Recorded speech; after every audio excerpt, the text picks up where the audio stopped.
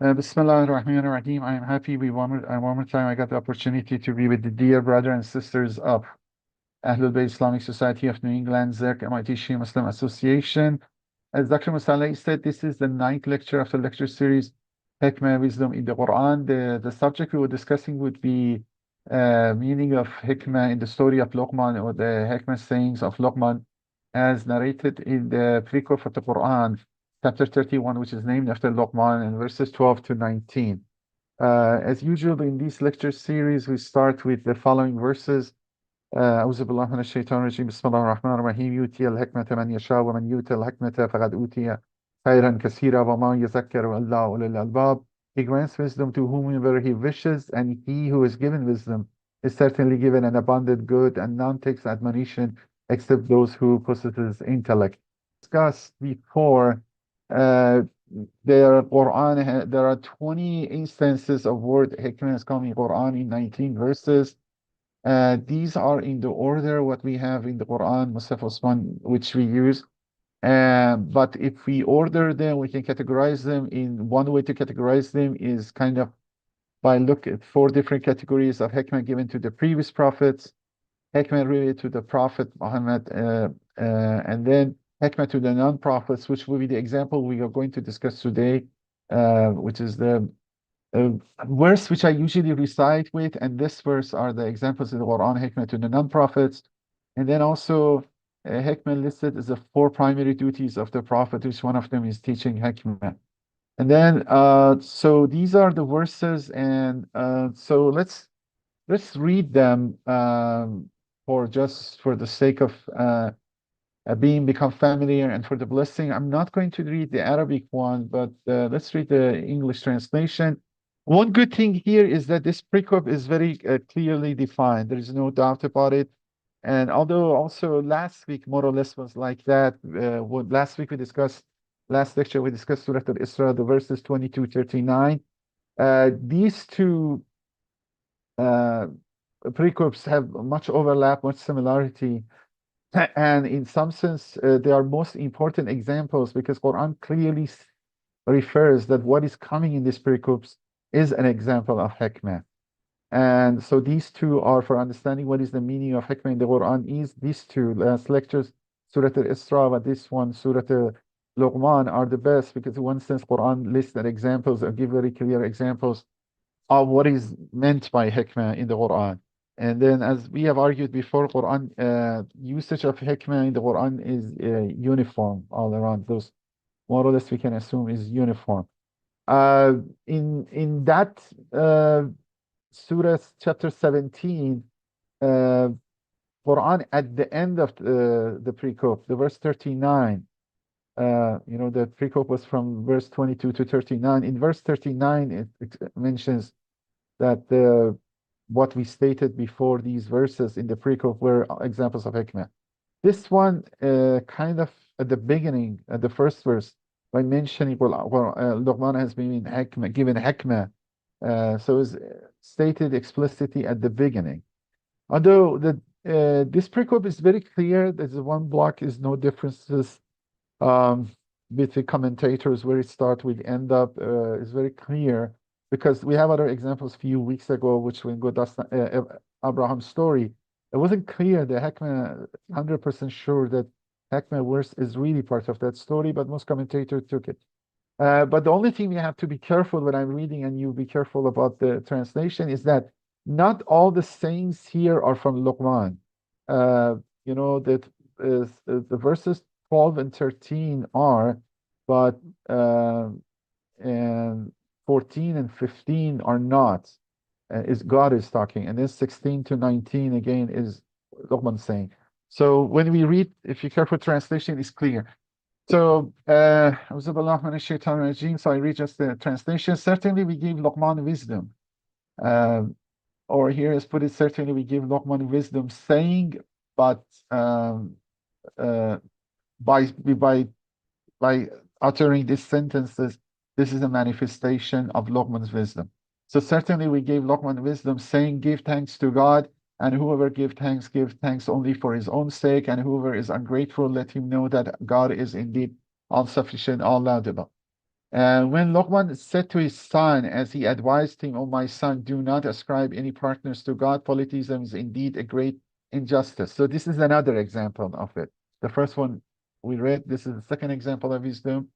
And then this one, God mentions, we have enjoined man concerning his parents. His mother carried him through weakness upon weakness, and he's been winning. Takes 2 years. Give thanks to me and to your parents. To me is the return. But if they urge you to ascribe to me as partner that of which you have no knowledge, then do not obey them. Keep their company honorably in this world and follow the way of those who turn to me penitently. Then to me will be your return, where I am inform you uh, concerning what he used to do. And then now again, Luqman starts to talk. And then this phrase, "Oh, my son," Ya Bunayya, is very clear indicator. We're going to have some discussion about it, although we had one more time. Here doesn't say Ya Bunayya, but God says he's talking to his son. But here is now the wording of Luqman, Ya Bunayya. Even, oh my son, even it should be the weight of a mustard seed, and even though it should be in a rock or in the heavens or in the earth, God will produce it. Indeed, God is all attentive, all ever. O my son, maintain the prayer and be what is right and forbid what is wrong, and be patient through whatever may befall you. That is indeed the steadfast of courses. Do not turn your cheek away disdainfully from the people, and do not walk exultantly on the earth. Indeed, God does not like any swaggering braggart. Be modest in your bearing and lower your voice. Indeed, the ungainliest of voices is donkey's voice. So the verses 12, 13 have Luqman saying, 14, 15 is God saying some advice surrounding what Luqman was saying. And then again, we have 16, 17, 18, 19 are Luqman saying. Uh, I for now, let's go to see some general understanding of these verses. We're going to do that, look to the hadiths, and then some general comments about the character of Luqman, who is Luqman, or how much we can know about, and some features of it. How much time allows us? So Surah Luqman is Meccan, and then we had in our chronological list too, but I didn't emphasize that Luqman is one of the Meccan ones. We discussed Surah Al-Nan, and last week we mostly discussed Surah Al-Isra. So till now, whatever we have discussed, and only will be much of the lecture series were Meccan ones, but these are the more important examples, Meccan verses. Um, so Surah, as clear, gets its name from the name of Luqman, which is mentioned in these verses. Uh, it is the only place in the Quran Luqman is explicitly mentioned. And then as we can see the previous verses, the verses after, the focus of the surah is worship, obedience, and gratitude. And then Luqman, as we saw, enjoins his son to recognize the greatness of God, his oneness, and the need to worship only him. And then as we also notice, this time we had the same situation that after Tawheed, or after uh, warning against associating anyone in the worship with God and only worshiping God. In Surah Al-Asra we had was the people recommended to honoring their parents, showing gratitude to parents.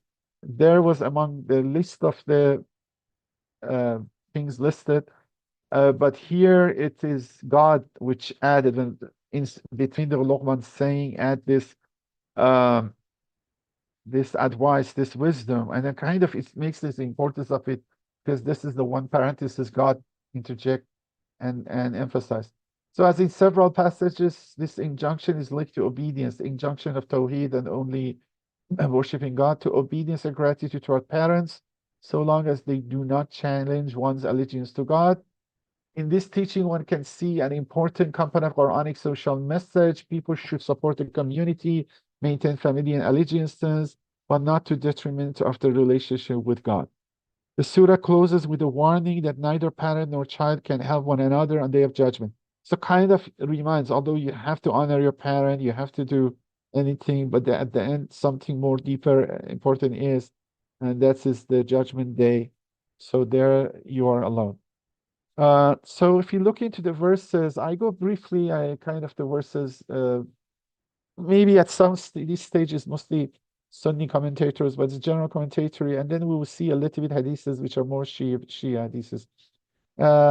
So there is, as I said, these are the verses 12 and 13 is the verses, Quran, only verses Quran mentioning Luqman. There is a big debate regarding his identity.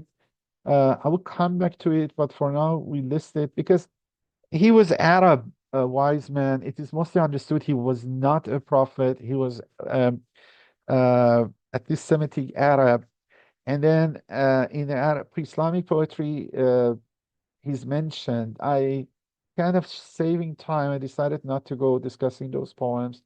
But he's mentioned, some of them, then you have to go to exactly to authenticity, whether they're not influenced after Islam, and then what exactly means. So, but it's interesting. It's definitely is mentioned.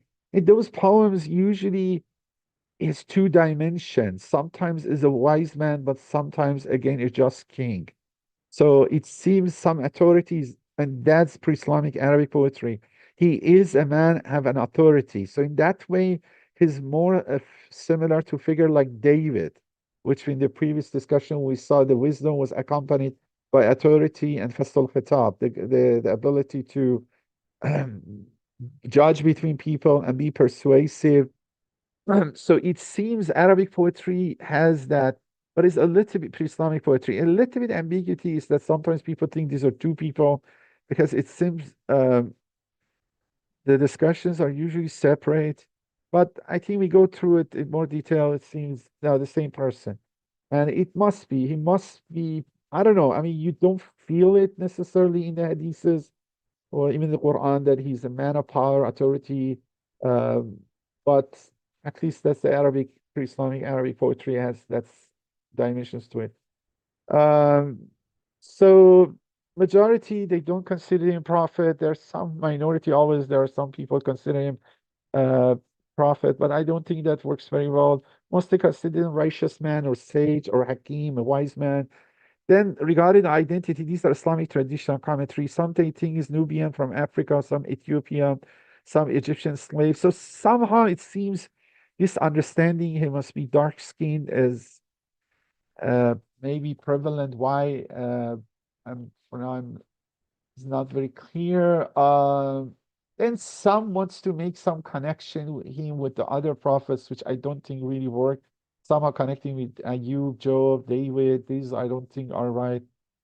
There are some other guesses, especially modern scholars, Western scholars, and modern Muslim scholars under influence of the Western scholarship, because later the wisdom related to Hikmah related to philosophy in Islamic world, and then they try to make these pre-Socratic philosophers and Socratic philosophers as wise men or even prophets, and so kind of justifying philosophy, those the Greek philosophers, which is sometimes a politistic views or at least some kind of religious views, which not at the first insight seems harmonious with Islamic Tawhid. So to be able to use them, you somehow you make it your own.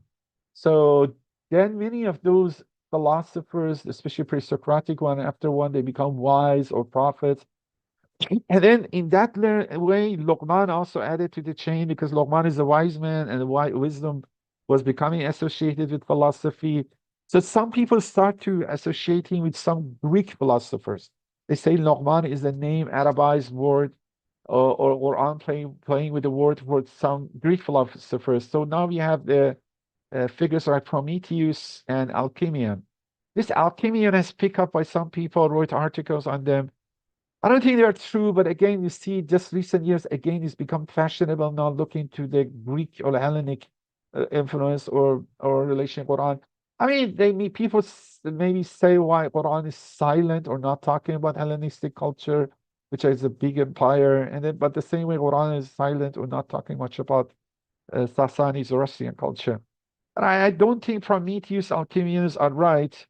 But okay, worth investigating. But definitely biblical Balaam is nonsense. I mean, some people sometimes wild speculations. Balaam is negative figure, absolutely negative figure. absolutely a figure which had fallen from grace like Satan. Is maybe the second fall, the greatest fall we have in human history, maybe after, I mean, history, not human, but um, after Satan, Balaam. So these kind of some of the guesses are why definitely Balaam is not true. And then these Greek philosophers are not true. I would say what is the most likely candidate, but that's also nothing fit. I mean, it's worth discussing. I think Zulqarnain was more to discuss it because I think you think this because he's man of power, he must be historical figure. Uh, as I said, Luqman is not very clear. It is a man of power and to be historical figure. And if he's not, it's hard to necessarily find who he was. But definitely he was somebody. You know, this is was known. That's kind of agreed that he was known before and independent of Quran. Yeah, as again, the conclusion is that it's most likely that he was a pre-Islamic Arabian sage revered during the time of Prophet Muhammad. Um, and then the understanding, I think this comes from Tabari, then he was given wisdom is thus interpreted. Then what he's given as wisdom by God, which Quran is referring to, is interpreted to mean comprehension, understanding rather than revelation. Okay, this dimension is important. The fact is not a prophet, and that kind of is more agreed. And is sage and wise man as pre-Islamics. So that means his knowledge and nobody says he's Jewish or Christian. So his knowledge and wisdom, understanding is not coming through revelation, direct revelation, or maybe necessarily based on some of those other books. Uh, but if you come commenting to the verse, because we just talking about Luqman, we will come back to this topic a little bit. Uh, the first, which we started, first 12, and which is thanking God, which is the important thing, you know, with whatever we have, whatever come to us, even I mean, those who are really, um, you know, reach unity with God, even in the hardship or difficult challenges or tests come, they thank God for it. You know, they look everything. The one is good, the one apparently is not very good, as gift of God. Thankful to that. But at least we should be thankful. We are sometimes very much forgetful, and that's also a sign of sometimes we are upset, angry, we complain. But thankful not only from God for everybody is necessary. And we have hadiths, those who don't thank other people do not thank God too. So thankfulness to our God is for one's own benefit. Definitely is much more important psychological factor. Being content avoids many psychological diseases, depression, but also because they say in hadiths, is somebody thankful to God, and according Quranic verse, because God gives generously accord with one thankfulness toward him. If somebody, or answers, if somebody thanking God, God will add to it. Um, and then we have this verse, and whosoever is also is ungrateful to detriment of his own, her own soul, as in these verses of 44 Surah Rum and verse 39 Surah 35 is mentioning, which the verse says, whosoever disbelieves his disbelief is his own detriment. And thanking and gratefulness is the same level. Um, and then if you want to go to commentary, because I'm going a little bit commentary too, but maybe we can go faster in that. Um, God's self-sufficiency means he's no needs for humans. Um, and that God is praised means that in God's nature to be praised, it is in God's nature to be praised, whether human beings praise God or not. So this is part of the wisdom Luqman has. Uh, so from this perspective, participating in the praise of God is itself a gift for which human beings should give thanks. At least from this other mind, look into the creation of God, praising God through his creation, majesty, wonder, uh, alhamdulillah, kind of uses the idea the whole world, the whole life is a meaning behind it. Then we have the verses, which Luqman verses we just read, verse 13 and 14. And these are 13 is what Luqman says, and the 14 is what God adds to it. So again, we kind of explain it. Maybe I don't go through it, but this this that uh, do not ascribing partners unto God, which is the first advice, was also kind of the first advice we have in the pericope of Surah Al-Isra. And then the second one was honoring the parents and being kind to them.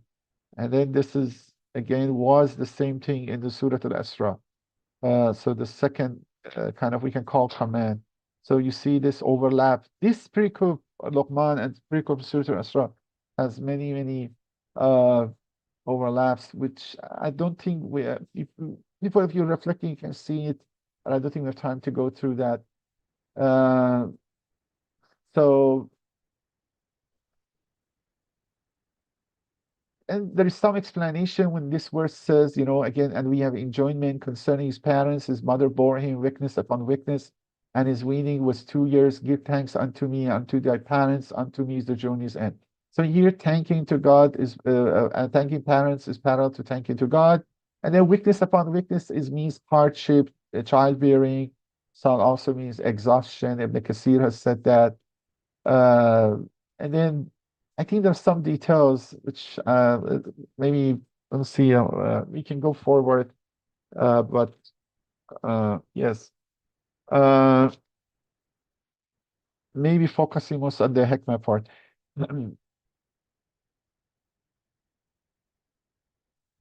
Um, yeah, one thing which is good, I think this distinction is good.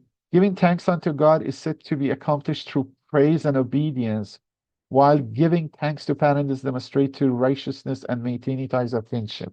So that, the actual thanking of God or thanking parents is not just by word, although word could be part of it, but really by doing being obedient and honoring them and being righteous. So this was an interesting comment.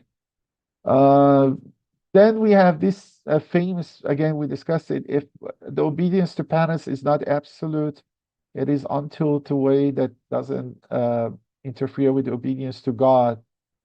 And then in Sunni hadiths, they refer a narration that uh, although the verse is very general, the verse number 15 is God saying, talking to all humans, everybody hear and read it. But they say the Shan Nuzul was regarding somebody called Sa'd ibn Malik, and then Sa'd was always honoring his mother, but when he embraced Islam, his mother asked him to leave Islam, and saying that if he persisted become Muslim, she would not eat or drink until she dies. And then people would blame him, Sa'd, that because of uh, deviating from the ancestral religion and making a mother absurd was in direct cause of death of his mother. That was the argument of the mother, and would declare his shame by saying that he had killed his mother. Uh, but it seems Sad didn't give up, and then the mother, after a few days of hunger strike, gave it up. I'm not sure this is true or not, but maybe this is the mention. Uh, The command to follow the way of those who turn in repentance unto God is understood as addressed to all human beings to follow the way of the prophets or the way of the Prophet Muhammad, as well as the way of the believers. So it's emphasizing this part of the whereas it says, consort with them in the world in a kindly manner and follow the way of those who turn in repentance unto me. So generally, we should follow the ways going toward God, not the ones who want to push away from God. Then unto me is your return, and I shall inform you on what which you used to do. And then we come to the advices of Luqman, again back. So these two verses, 14, 15, God was opening parentheses regarding honoring parents. Now, again, we come back to the Luqman himself. So we maybe pay attention because what he say is that wisdom. Quran listed what we give to Luqman is wisdom. So then he says, "Oh my son, this I said, Ya bunayya is a very typical phrase of advice literature. So I'm going to show you later on some example of it. This is common. You find it in Islamic or non uh, Islamic non-monetist, not necessarily Christian, non-Jewish ones, Semitic ones. You'll find it in the wisdom literature of Jewish and Christian wisdom literature. And interestingly, we find it in, for example, in Nahj al-Balagha, the letter 31, which Imam Ali writes uh, to his son, Muhammad al-Hanafiya, Ya Bunayya, this phrase is used. This is usually, which is typical, but advice of a wise age, experienced father to a younger beloved son. But look, O my son, if it be but the weight of a mustard seed, be it eaten a rock or in the heavens or on the earth, God will bring it forth. Truly, God is subtle ever. So this means no action is hidden from God. All deeds, no matter how small, will be accounted for on the day of judgment. So this is the same principle we have in other verses of Quran, like uh, Surah 99, verse 7 and 8, so whosoever does a mote of weight of good shall see it, and whosoever does a mote of weight of evil shall see it. Uh, mm, I mean, again, we have other verses, verse 47, 21, again, saying the same principle.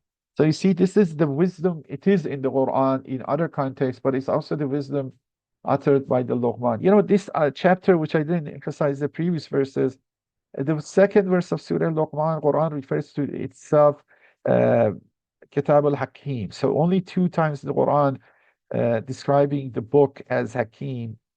This verse, Surah Al-Luqman, second verse of Surah Al-Luqman, verse 1 of Surah 10, and also one other time Quran referred to itself not as Kitab al-Hakim, Quran al-Hakim. So three times Hikmah and wisdom is ascribed directly to the Kitab or Quran. So in the sense, other contents, other verses of Quran are also as kind of we allude is full of wisdom.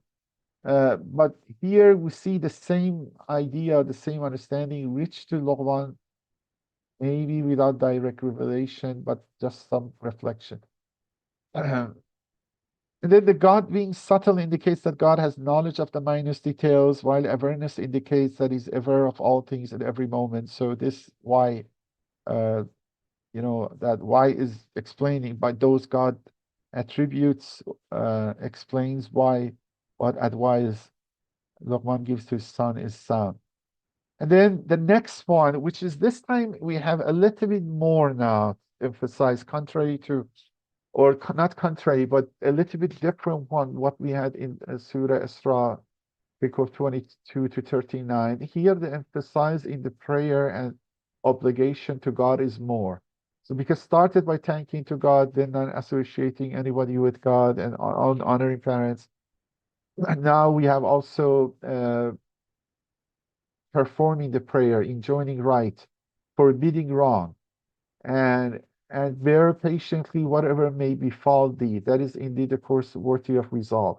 So if this verse few advices Luqman give to his son, and one of them is the famous Amr bil Ma'ruf as Nahy as Munkar. And actually, there is one other dimension in the post sayings of Luqman after reaching wisdom that he start to do mu'izah, admonish.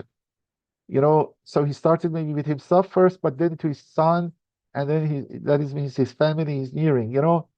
One sign of wisdom in Quran is also wisdom is connected somewhat in admonition. We studied in the early lectures that we see some verses, it is close to that.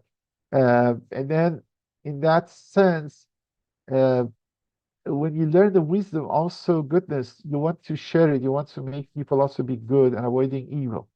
So this advice of Luqman, and I think it's common sense. Look, enjoining good and not the way it's done in Iran, maybe some example, but enjoining good and forbidding wrong is very common sense, rational thing for keeping society safe.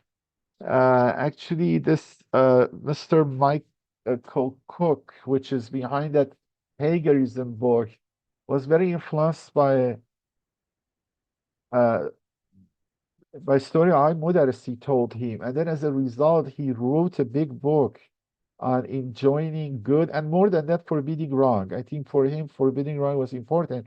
And the occasion was two graphic murder and maybe uh, sexual assaults. I don't know which story was, because I know one was in apartment complex that many people from the window of apartments were seeing and following what's going on, but nobody picked up the phone, called the police. And the other one was in metro station in Chicago, New York. Again, many people witnessed it. And then uh, the whole discussion I, Mudarrissi, and Michael Cook had was this indifference of the it wasn't that guy which was committing the evil act. Okay, that's bad, but that's not the question. The question was the silence, inaction, and activity of the observers, that but accepting evil without any reaction. And then that's I think Mr. Michael Cook started to be worried about maybe the fate of Western civilization. And then I Mudarrissi was talking to him about this forbidding wrong. Um, Islamic Islamic principle emphasized, but it's rational. You know that if you want to keep a society safe, people must be sensitive, must be. If I mean, we are always sometimes close our eyes in our work because we are worried we are fired, or we see ourselves weak. But there is some degree in it. And then if that society collapses, so that's another form of wisdom, social wisdom. And then, although I know we have this sometimes excesses on that, like Iran or other some societies, people have backlash against it. But the forbidding wrong and enjoining right is important Islamic principle. And now you see in the mouth of Luqman is a wise, is rational thing, universal thing. Chinese would understand it, Indian would understand it, Western people understand. As I said, Michael Cook wrote two books. I don't know, one is a complete book, 600 pages, one is summary of it, I think. So as the you see the commentary is saying, the enjoining right and forbidding wrong is a major ethical injunction of the Quran, and you can see the verses are listed. And in this context, when it follows Luqman initial command to give thanks to God, ascribe no partners to Him, and perform the prayer, the injunction to enjoin right and forbid wrong can be understood to mean that after individuals have perfected their own worship of God, then they can help others perfect theirs. That's one way. Advising his son is part of it, and so on. I think this is Fakhr Razi have said this. Uh, uh,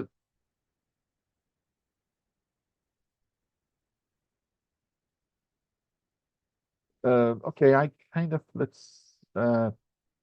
There is a discussion about that is indeed a course of worthy resolve.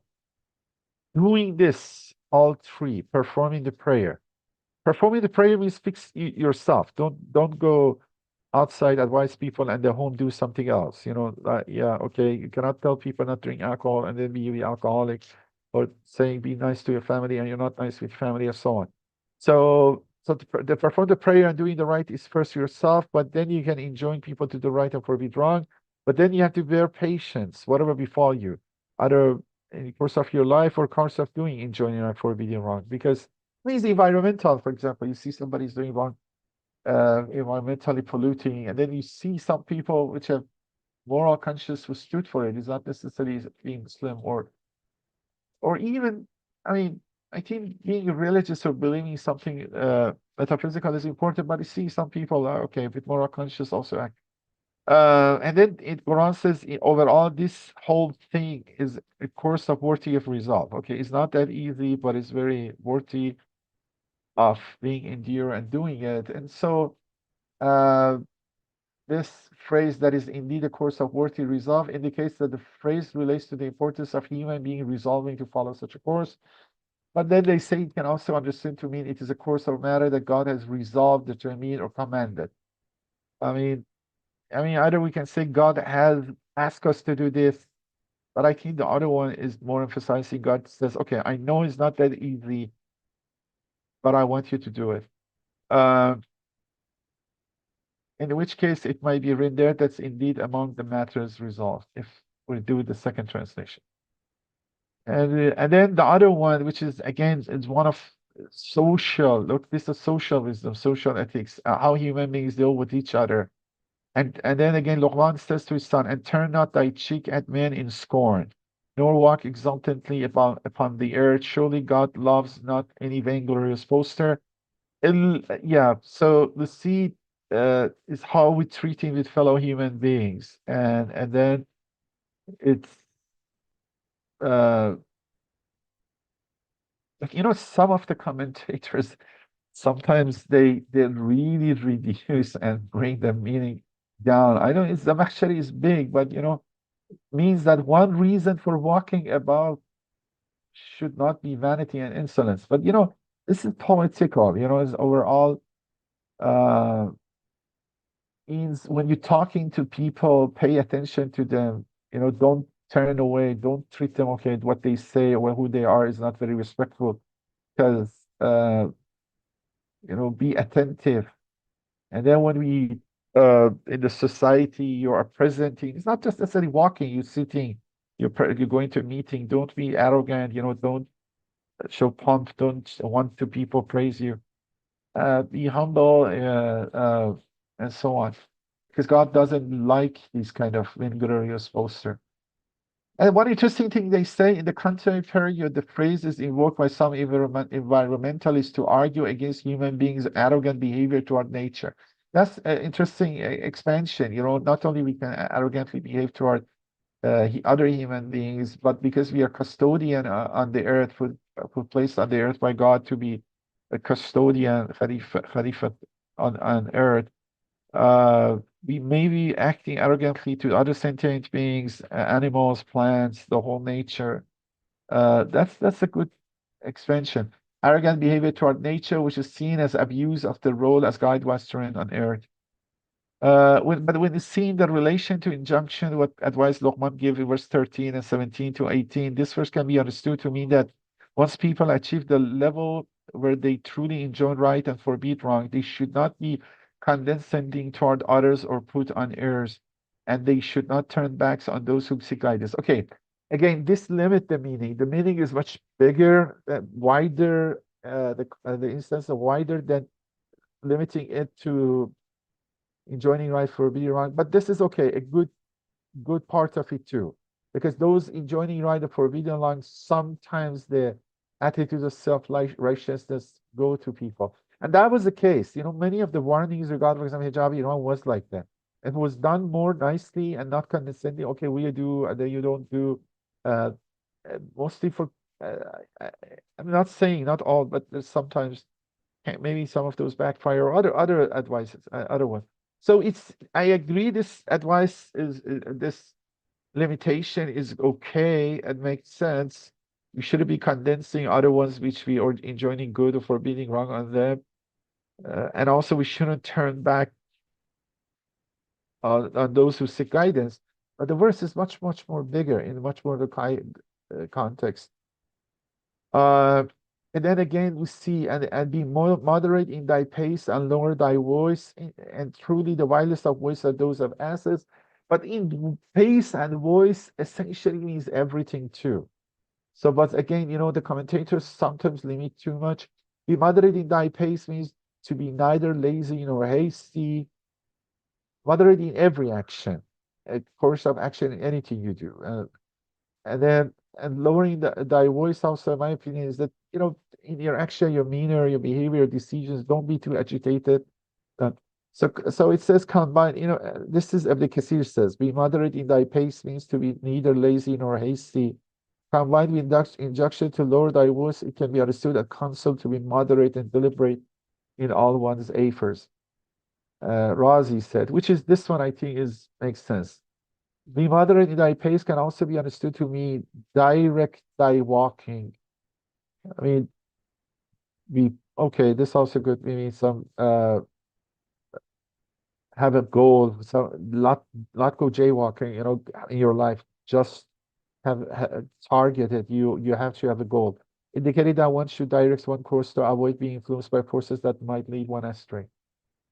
The command to lower one's voice is connected to the general advice to be cautious in the speech, as the tongue is said to translate manifest of heart. This is that too, but also the way you behave, even when you want to support a position. For example, we have a person, I mean, some people want support, for example, uh, whether I have or not to have, for example, some, uh, I mean, maybe it's better not, I mean, to do something. You don't want to position, I don't know, environmentally banning uh, some chemical, okay?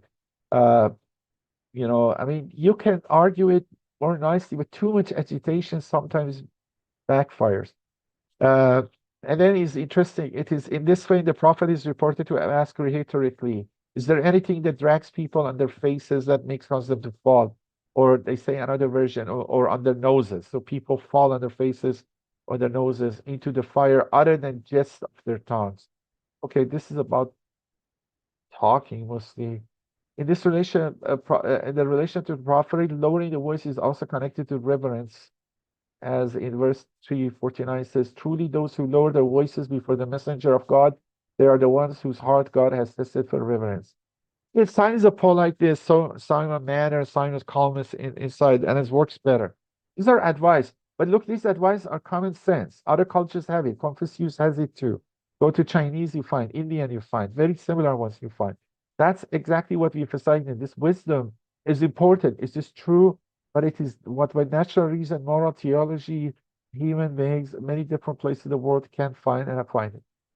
But I want to go to the hadiths. These hadiths are interesting, and then we saw last time also can help to understand better what is this wisdom is there. And I'm changing mostly these lectures to commentary of Quran. I think is maybe instead of going to the background into textuality, I think let's look to more to what the tradition has, and then we have some extra comments at the end.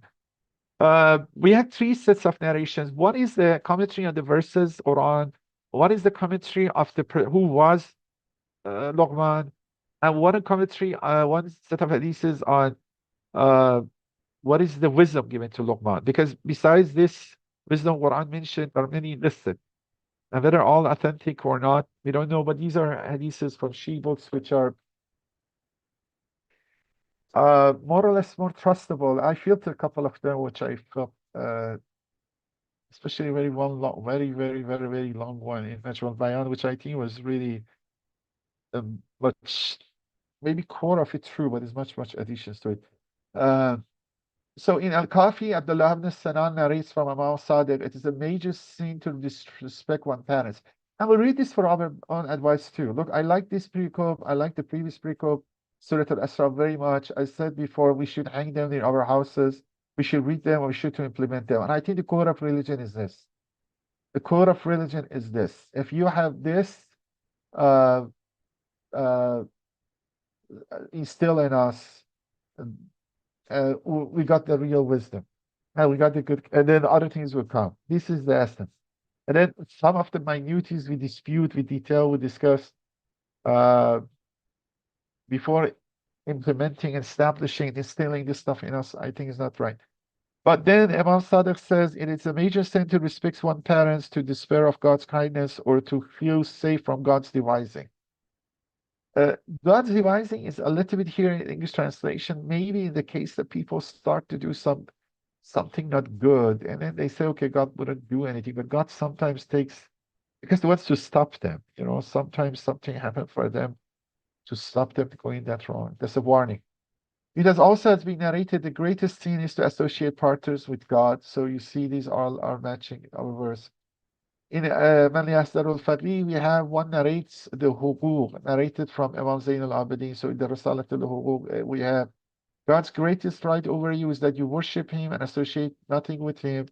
If you do that with sincerity, ikhlas, God will make it incumbent upon himself to suffice you in the affairs of this world hereafter. This is interesting. If really you trust in God and it worked for him, honestly, in your heart, and God would take care of you. It doesn't mean you have the luxury life of, I don't know, Bill Gates, but I think you will be content and sufficient. You don't become destitute. And I feel this is true, but it's hard to argue outside the framework of belief.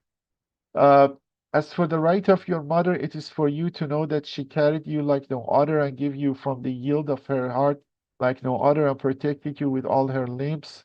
She went hungry to feed you, she went thirsty to quench you. And she hadiths are beautiful when you moralities over. She went naked to clothe you. She endured the sun to shade you. She stayed awake at nights for you. She shielded you from heat and cold so that you could be hers. So you can never thank her except by God's grace and assistance. So even says thanking parents is, I mean, we know thanking God is not enough.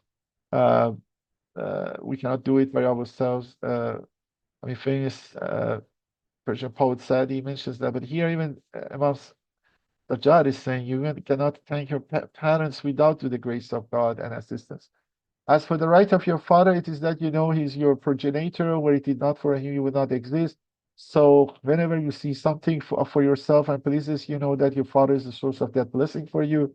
So praise God and give thanks to him, and the extent of that, there is no strength save with God. In another hadith, Kafi Hisham ibn Saleh narrates from Imam Sadiq. A man came to the Prophet and said, these are famous hadiths, but maybe we Farsi, we know them in English, less he recited. A man came to the Prophet and said, O Messenger of God, to whom should I be dutiful? He said, your mother.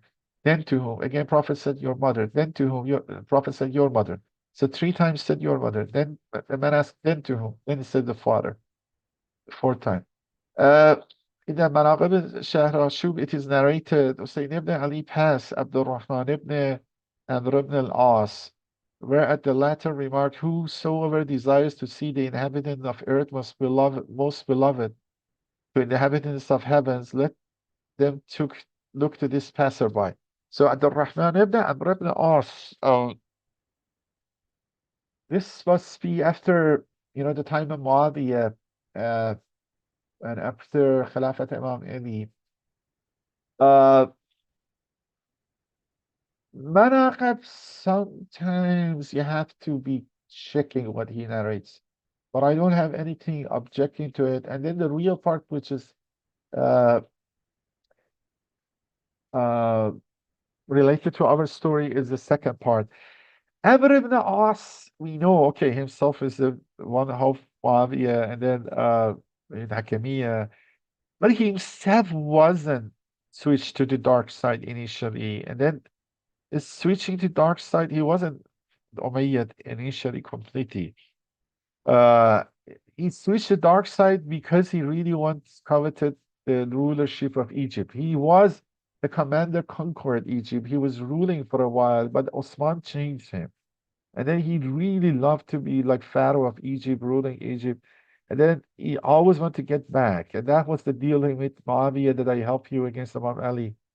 Uh, you make me ruler of Egypt, which he did, and he passed away as the ruler of Egypt. But one of his son, Abdullah, we know he was good and advised him against that.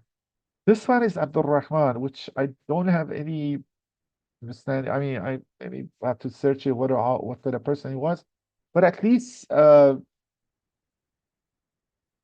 he was nice man. But then you look, he mentions something here. So means these guys maybe fight. I mean, the hadith implicate that Imam Hussein was one side and Abdurrahman and Amras with Muawiyah the other side, and they fight each other in Safain. Because he says, so you see, he says, whoever desires to see the inhabitant of earth most beloved, the inhabitant of heavens, let them look to the passerby. So he recognizes that Imam Hussein is most beloved by the angels. But then he says, I have not spoken to him since the nights of Safain. So maybe the one truce, they talk together. Then it seems this part that is related to the verse, the Abu Sa'id al-Khudri, which is again another famous companion, came to Imam Hussein who said, ask him, do you fight with my father? Imam Hussein asked Abu Sa'id, do you fight with my father and I at Siffin, although you know I am the most beloved inhabitant of this earth to inhabitants of the heavens, and my father by God is better than me. So it's kind of telling both why you guys fight us. That now you're saying I'm most among the inhabitants of the earth, most beloved by angels, and my father was better than me. Abu Sayyid tried to excuse his behavior by saying the Prophet told me to obey my father. So, and then he wanted to say I obey my father, which my father was fighting Imam Ali, so I followed him. And the same for Abdul Rahman Amr As, it seems. That's his excuse too. Amr As, my father was fighting you guys, I fight with him. But this is the part Imam Hussein used this verse. Imam Hussein replied, have you not heard God's word? But if they urge you to ascribe to me as partner, that of which you have no knowledge, then do not obey them. So this advice God gives in verse 15, Surah Al-Luqman. So obedience shouldn't be parents fighting against the path of God. God messenger also said obedience is only good things, and there is no obedience to the creation, it is obeying the creator. I mean, this could be true, I'm not sure, but a little bit needs further checking. In Al-Faqih, alias Al-Faqih, we also read the short saying of the Prophet, there is no obeying the created, it is obeying the creator. In Kafi, we have Abu Basir narrates that he heard Imam Baghr saying, beware the things that are taught trivial, al-muhaqqarat min al-zunub, for they will be sought out. You know, yeah, you don't take it seriously, you start doing it and doing it. The Persian proverb talk about those shooter, those become the one who steals eggs, start to steal camels. One you might say, I will sin and repent, but God says we record what they have sent forth and what they have left behind, and we have kept an account of all things in a clear registry. This is verse 12, chapter 36, but then the verse in this chapter is related. And he says, even it should be the weight of a mustard seed, and though it should be a rock or all in the heaven or on the earth, God will produce it. Indeed, God is all attentive, all ever. Also, we have in Kafi's narrated from Muhammad ibn Wahab, asked Imam Sadiq, what is the best means through which God's servants can attain nearness to him, and what is the dearest means to him? Imam Sadiq replied, I know nothing after knowledge, ma'rifah, better than this prayer salat. So that's interesting. Emphasize on knowledge and prayer. In this same source, Muhammad ibn Fuzayl narrates from Abu Rizal, prayer is the offering of Qur'an of every pious person. So now praying, which Luqman also said, you have to take very seriously. Do it from heart, is really sacrificing your ego, yourself. In Majma al-Bayan, we read, and be patient to whatever difficulty, mashaqqa, or persecution may visit you when enjoining the good and forbidding the evil. It's narrated from Ali. Yeah, this is not easy. That's very hard nowadays. Because, you know, some of, there are hadiths that says all the, is the problem is that not the, what is good, what is evil is changing. At least previously people do bad things, but everybody agree what is good, what is evil. Temptation overcome them. But nowadays, again, things are changing. That's a sign of end of times. We had this. In another source, in the same source we read, do not turn your cheek askew from the people, meaning do not turn your face away from a person completely, and do not turn away from someone who's talking to you to belittle them. Yeah, I mean, we have to pay attention. Even sometimes, as a parent, the child comes, we are reading our cell phone, we're doing two tasks simultaneously. We shouldn't do that. We should raise our head, look attentively. This is respect to the person, what he's saying. Yeah, this sometimes I think is good for all of us. Maybe we're busy, we're doing what to do, two, three things at the same time. In Durr al-Mansur, which is Sunni book, Tabarani, Ibn Uday, and Ibn Mardawi narrate Ibn Abu Ayyub and Sari, the Prophet was asked about the verse, do not turn your cheek askew from the people. He said it means to expose the side of your jaw. So you turn this so much that your jaw is seen by the person, not your eye, not your face. Ijma Bayan about the verse, indeed, the ungainliest of voices, the donkey voice, the last verse. It is narrated from Imam Sadiq. It is the sound of a loud and vulgar sneeze, or a man who raises his voice loudly when speaking, unless he's supplicating or reciting the Quran. So you see, if a loud and vulgar sneeze is added to it, so you know this is kind of etiquette of behavior. The not shouting, not definitely using bad words, not uh, you know. So you see, all added to it how to should behave. Uh, okay, there are many other hadiths. We don't do that, but now let's go to the topic which could be of interest. Who is the Luqman? Again, I mentioned some comments from commentators who was Luqman, and then we see some list of what uh, modern thinkers think, which I am not going to go through that in detail. But let's see our hadiths say, because some of these hadiths also are from good, interesting books. And whether we can clarify how much knowing Luqman will help to know or understanding what's the wisdom is in his saying is, I don't think is essential, except couple of special candidates. For example, if Luqman really become a Greek philosopher, it would be interesting, which I don't, impossible. Yeah, I'm not sure. I don't think it is. but I'm pretty sure he must be from Arabic, it's Semitic people. In Al-Kafi, some of the colleagues relate without the chain of narration from Hisham ibn Hakam that Abu al-Hasan Musa ibn Ja'far said to me, "O Hisham, God certainly we gave Luqman wisdom." And then this is what is we want, meaning, understanding, and intelligence. So look, we would say wisdom is understanding, intelligence, and is wide variety of topic.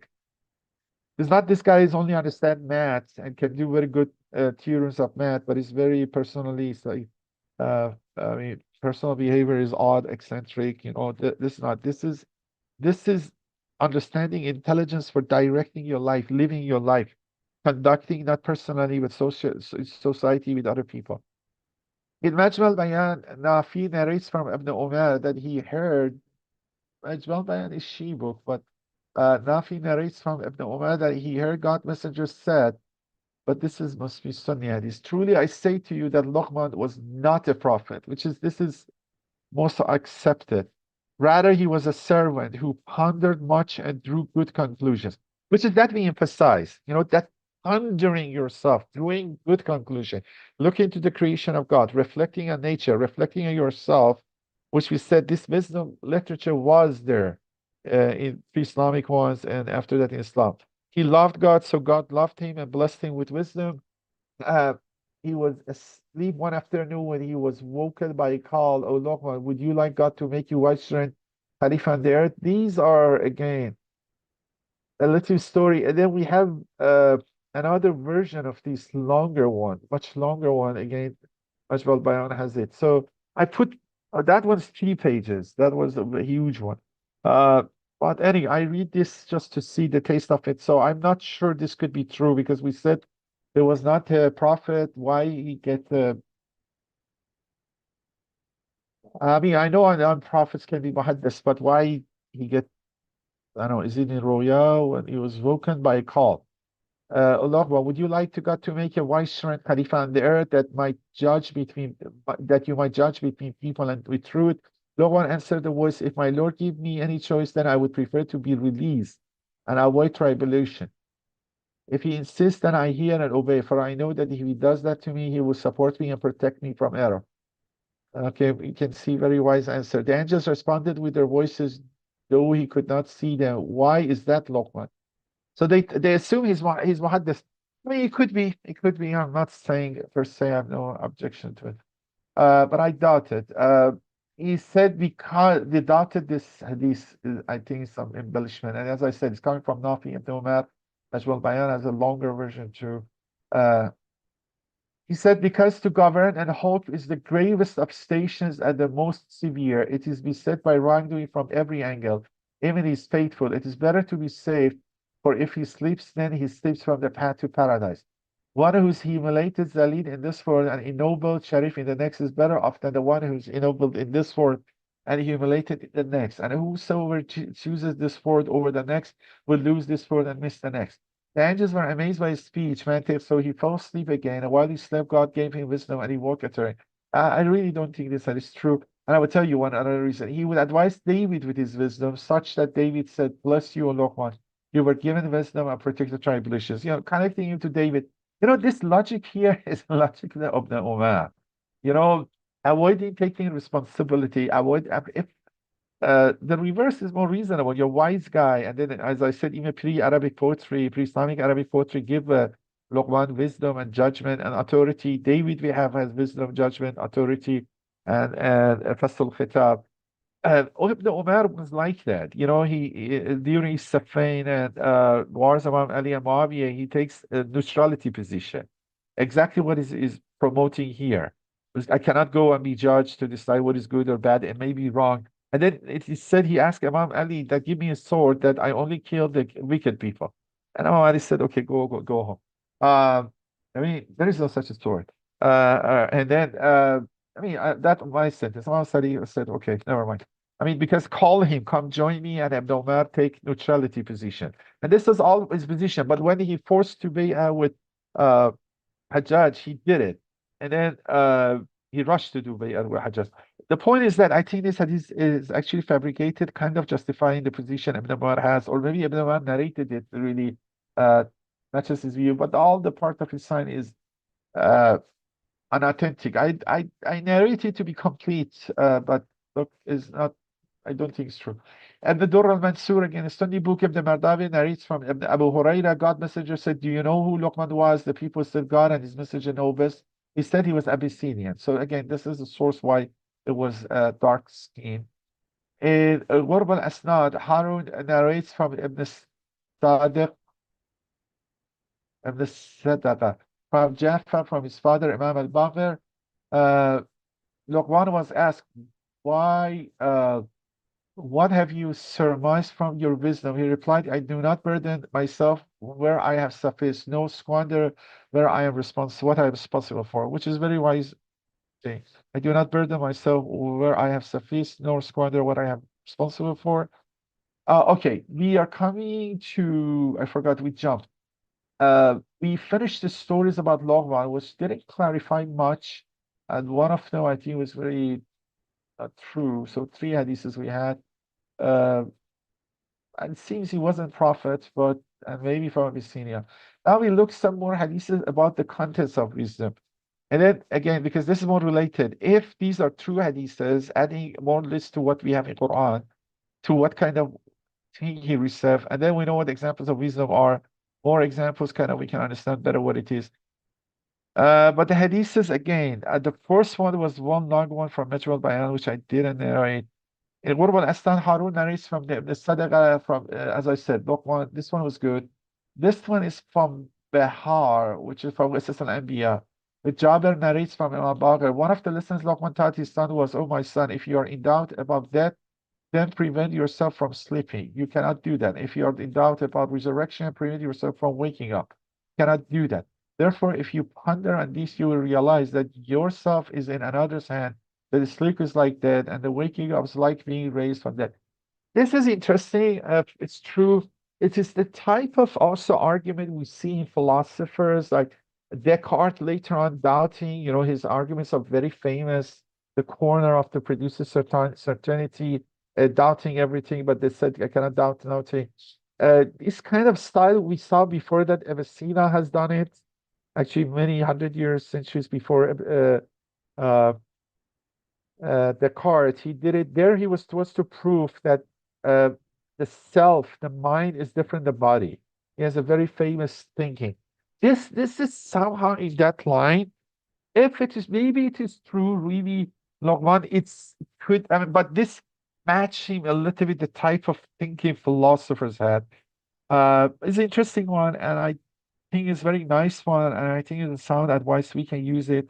But it's just his own smart thinking. The same way Abraham showed when also argued about uh, what sets down, what is falling cannot be the God regarding the stars, moon, sun, planet.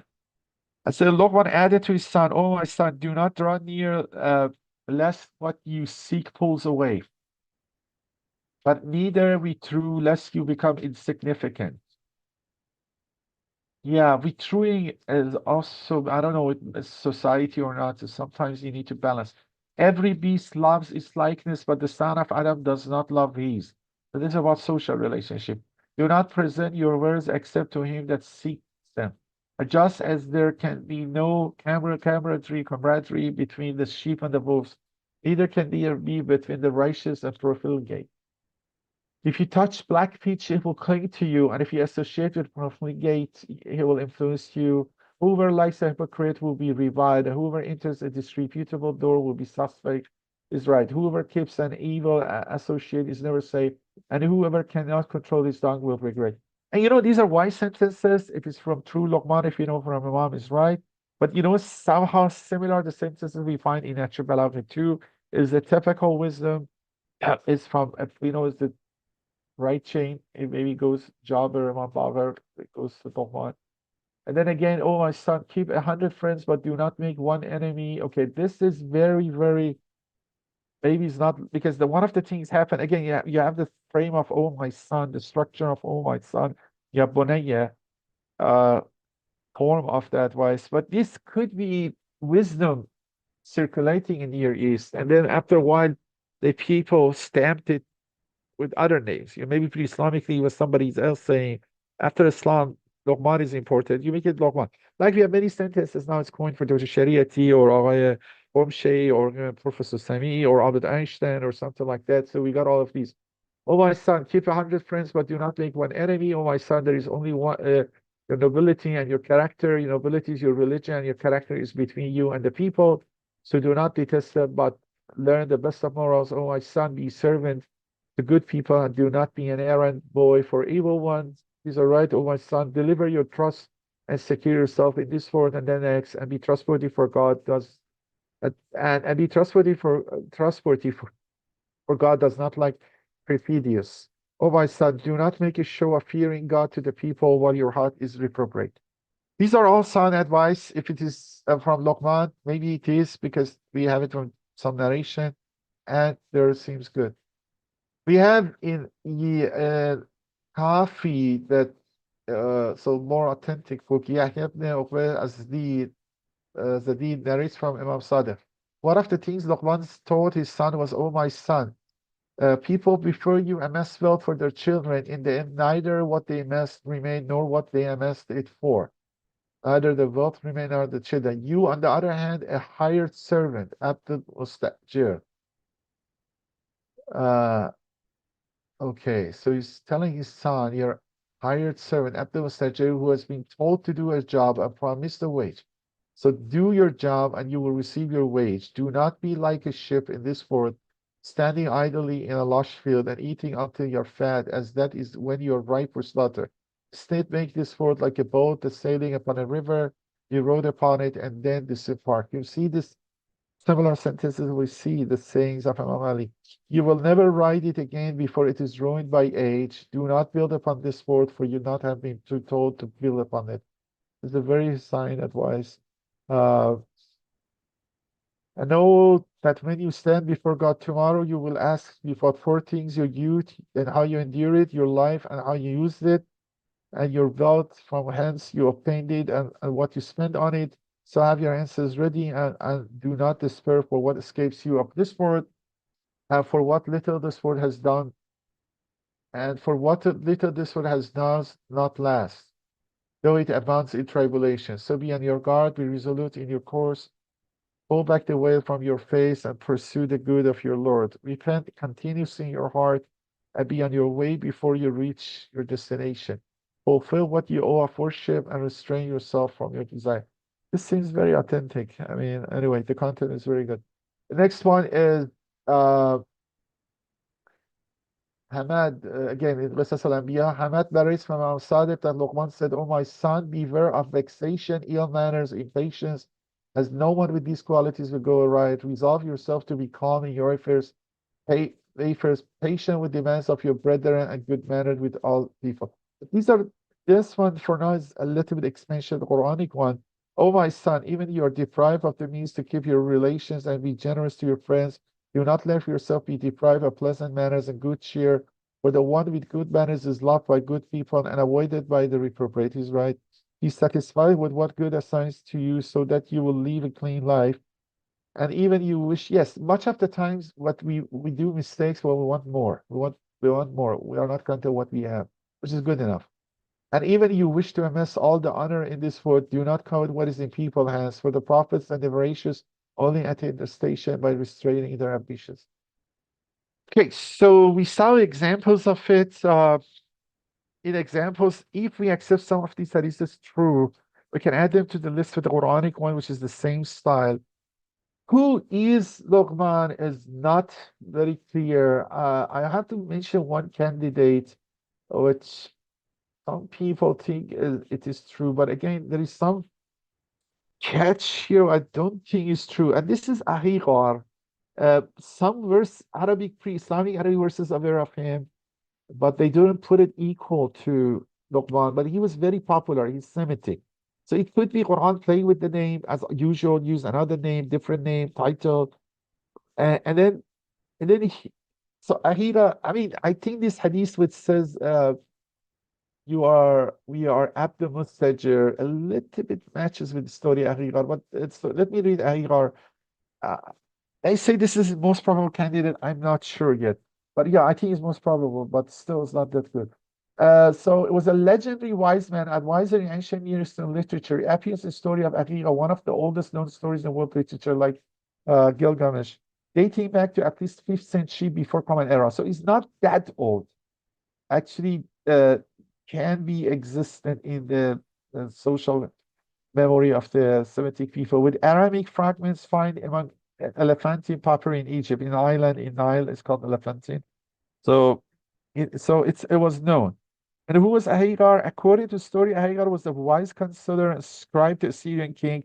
So maybe has some authority and knowledge, but Assyrian king, as Sennacherib and Esarhaddon. And when he had no son of his own, that's see doesn't match. But then he adopted his nephew Nadine and taught him wisdom. Okay, this maybe still you can have adopted son called Bunayya, which Arabs used to have adopted son and treat them as their own son.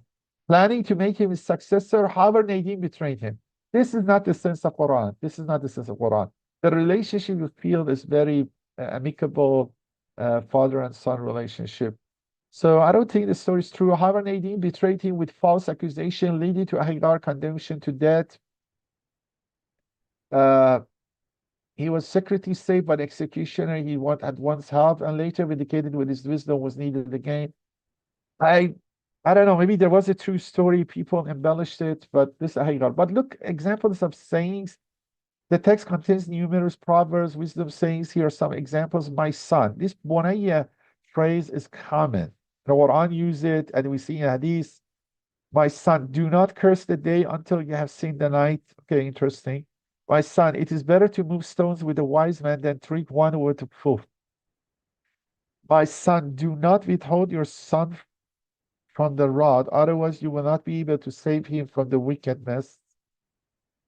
Um, okay, soft is the tongue of a dog, yet it breaks bones.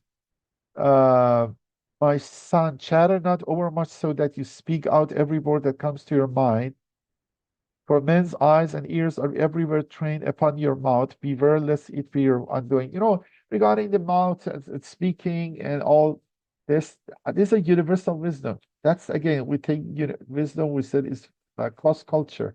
And that's they adopt from each other. They learn from each other because it's universal human being, like some of the meats have similarities wisdoms have. A small fortune will manage becomes great, but a great fortune badly managed doing this away. For now, these are interesting, but not very religious. This one is a little bit caught attention of people, and then people say this has some similarity with the advice Luqman gives in Quran. But we don't know is it added later or okay, how much is it? Some similarities are very general. This one is a little bit more than general. You can say some similarity. Maybe Quran is referring to it, but we must be sure this is really Islamic, not added to the book or his sayings after Islam. So this is Ahagar sayings, oh my son, bend your head low and soften your voice. Okay, these two generally correct. And be courteous and walk in the straight path and be not foolish and raise not your voice when you laugh, for it be by a loud voice that the whole house for it for very by a loud voice that the house was built.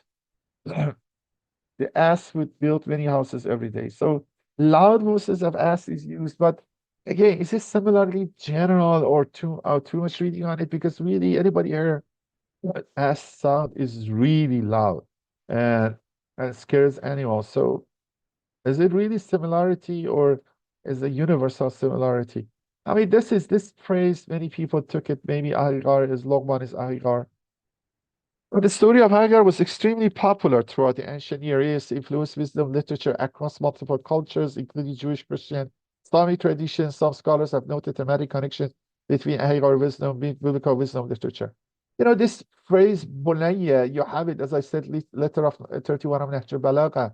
Imam Ali says to his son, Muhammad Hanafiya, wa'lam ya Bunayya annahu. So, and then you see that letter is praised by an each part start with Bunayya. But actually, we know this letter was edited. edited later on. It's first is not to Imam Hassan, it's to Muhammad Hanafiya.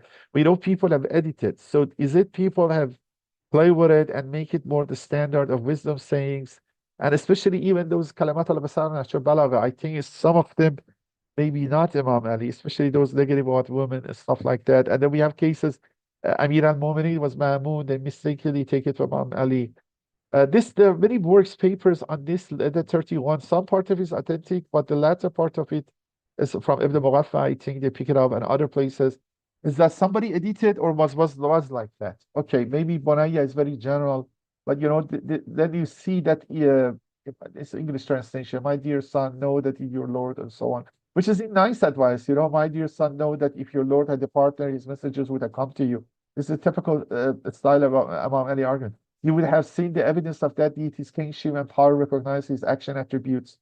This part of it is very wise thing because Quran says if you have few gods, then they wouldn't. We have more than one god, they wouldn't contend with each other, and the universe would become corrupted.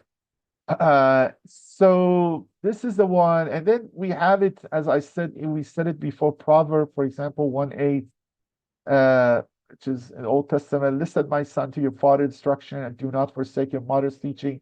They're a garland to grace your head and a chain to adorn your neck. When son, a sinful man entice you, do not give to them. If they say, come along with us, which exactly you see similar advices we saw the hadith was giving by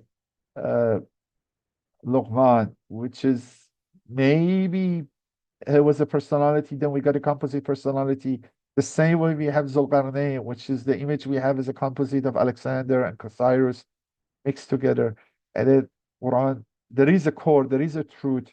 So if they come along with us, let's lie in wait for innocent blood, let's ambush harmless soon, let's swallow them alive like the grave and a whole, like those who go into the pit, and will get all sorts of valuable things and fill our houses with plunder. So the men coming, encouraging this young, join them to be bandit. But the father said, don't go that way. My son, do not go along with them. Do not set foot on their paths, for their feet rushed into evil, they're swift to shed blood. So I finish, I'm getting a lot long, so I'm finishing it soon. We don't know identity of Luqman, but I think let's see what we can say about the wisdom. Surah Al-Luqman presents us with strong confirmation of the hypothesis we kind of pushing that Hikmah refers to the Quran core theological claim of divine unicity and final accountability. So Ras al-Hikmah Makhafatullah or Ras al-Hikmah, you need to, Hikmah is first that fitri, understanding of God. There is no doubt God exists. Quran, there is no doubt that God who created universe. This is not, inner that. And the final accountability is part of Hikmah if you reflect. And then what is this wisdom? I mean, you cannot have to be wise if you don't have these two. But then alongside with natural moral beliefs deducible prior to revelation. Some of those listed in Luqman, pericope, verse 31, or the chapter 17, you can know by wisdom, and it's very universal. And there is evidence in the pre-Islamic poetry tradition, Luqman's wisdom, like that of the broader Near Eastern wisdom tradition, was grounded in observation of nature, experience, rather divine revelation, reflecting ourselves, reflecting human beings, reflecting nature of people, societies, and nature itself. Furthermore, nothing in the Quran indicates Luqman was a prophet, and this is also the opinion of the majority of Mufassirun. So we can say unlikely that indigenous Arabian sage Luqman was considered a prophet after the biblical mode, either by Arabian themselves or within the logic of Quran's prophetology. So we emphasize that although we said this is true, whether we're giving another argument for it, nonetheless, his hikmah instilled in him a sense of the need to show gratitude to God, pray and remain patient, and avoid arrogance. Luqman's wisdom allowed him to refer from his impulse to show gratitude to God that there must be consequences for associating others with God. Thus, his hikmah seems to include natural theological beliefs, namely that there is only one God, which exactly what we, yeah. And there will be afterlife and accountability, verse 16, a development in the sense in which hikmah was used in Surah Al-Qamar. We saw Surah Al-Qamar that although we discussed the whole miracle in Shaq al-Qamar, but the whole idea was that seeing either that miracle or the partial eclipse understanding that will be hereafter, that hour is close. That's the important message, not necessarily the miracle or partial eclipse. Development of the sense in which Hikmah was used in Surah Al-Qamar to refer apocalyptic news and in line with the meaning of Hikmah in Surah Al-Isra. The fact Luqman is contrasted with the associators' own forefathers whom Satan was calling to the punishment of the blaze indicates that even prior to revelation, guidance was available to those wise enough to seek it, and thus those who remain misguided may be held to account for the impiety. So look, there are some levels people can claim we were not ever the message of prophets. For example, prayers, detail of prayers. Somebody didn't hear about the prophet, or somebody living in the Mounts Andes or Alps not hear about Islam. They are not. Some basic fitra, natural theology, natural morality, God, and do not kill, do not steal, do not cheat, do not fornicate. These people cannot claim we don't know whether we're bad. فَأَلْهَمَهَا فُجُورَهَا وَتَقْوَاهَا. So they cannot even, they don't receive any direct guidance from any prophet. They have to answer for it. And that's a part of wisdom, natural wisdom. So I will stop here, but I think there is the one where the last two verses are of this surah is nice. I mean, some people are arguing when looking to the talking about Luqman, every wisdom in the surah of Luqman associating to Luqman. That's not true, because we saw even those pericope 2 of the verses was uttered by God. I mean, we cannot say these are Quranic, Luqmanic wisdom, but definitely Quranic wisdom. And I think it's good to finish with these two verses which are not. I mean, it is in the context, it is in the surah. Maybe it kind of justifies why the story of Luqman have come to this surah. That's one part we didn't discuss. That the story of Luqman, this surah, its content is a very appropriate place that the story of Luqman be mentioned. But let's finish with this verse. O mankind, be wary of your Lord and fear the day when a father will not atone for his child, nor the child will atone for his father in any wise. Indeed, God's promise is true, so do not let the life of the world deceive you, nor let the deceiver deceive you concerning God. This deceiving deceiver. Indeed, the knowledge of the hour is with God. He sends down the rain. He knows what is in the wombs. No soul's known what it will earn tomorrow, and no soul knows in what land it will die. Indeed, God is all knowing, all over. Thank you for your patience.